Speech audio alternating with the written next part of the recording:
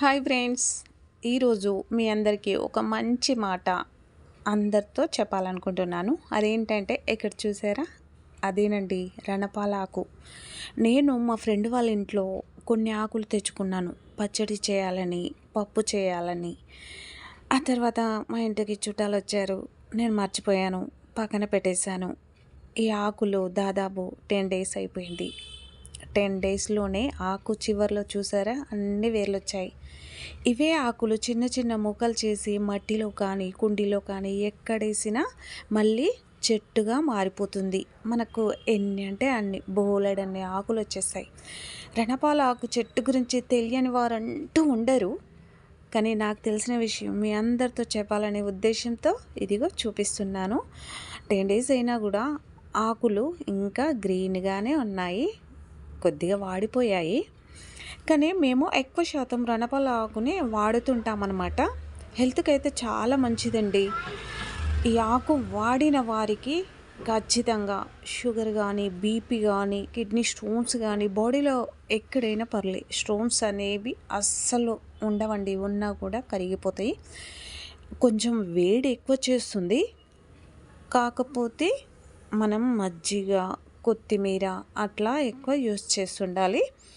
కానీ హెల్త్కి అయితే చాలా చాలా మంచిది. హార్ట్ కూడా బాగుంటుంది. దొబ్బుగా ఉన్న వాళ్ళు బక్కగా అయిపోతారు. నాకు తెలిసినే చెప్తున్నా, మేము వాడుతాం కాబట్టి మీ అందరితో చెప్పాలనుకుంటున్నా. నిజము, ఇందులో అబద్ధం అస్సలు లేదు. తెలియని వారంటూ ఉంటే ఒకవేళ ఈ చెట్టుని తక్షణమే తెచ్చి కుండీలో పెట్టుకోండి. మీకు ప్లేస్ ఉంటే, ఎంత ప్లేస్ ఉంటే అంత ప్లేస్లో ఈ చెట్టును పెంచేసేయండి.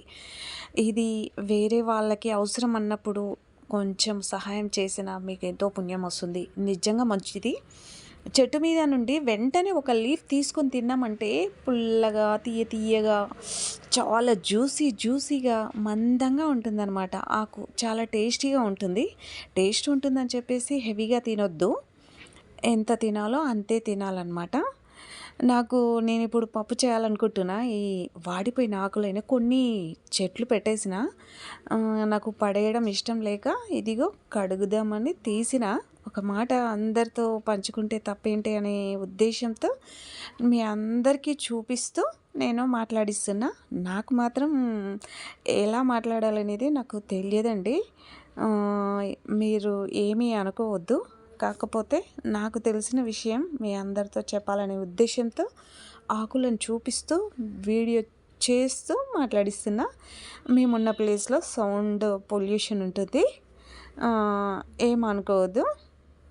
కానీ ఫ్రెండ్స్, మీరు ఖచ్చితంగా రణపాలని డైలీ భోజనంలో వాడుకునే విధంగా చూసుకోండి. తెలియని వారు ఖచ్చితంగా ఇంకా 10 మందిని తెలుసుకొని తెచ్చుకొని వాడుకోండి. థ్యాంక్ యూ అండి, థ్యాంక్ యూ.